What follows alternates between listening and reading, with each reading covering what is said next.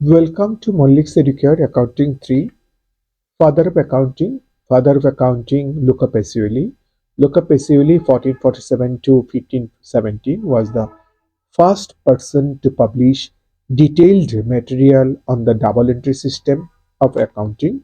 He was an Italian mathematician and Franciscan friar who who also collaborated with his friend Leonardo da Vinci, who also took maths lessons from Pacioli.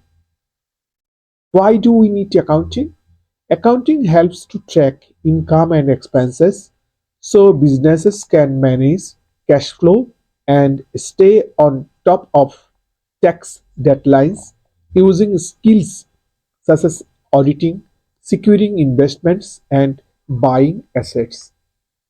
The golden accounting rule: the journal entries are passed on the basis of the golden rules of accounting.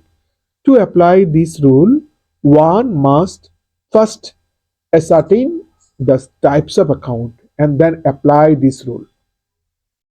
Debit comes in, credit what goes out.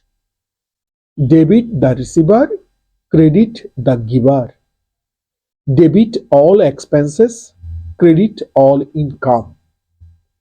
Thank you.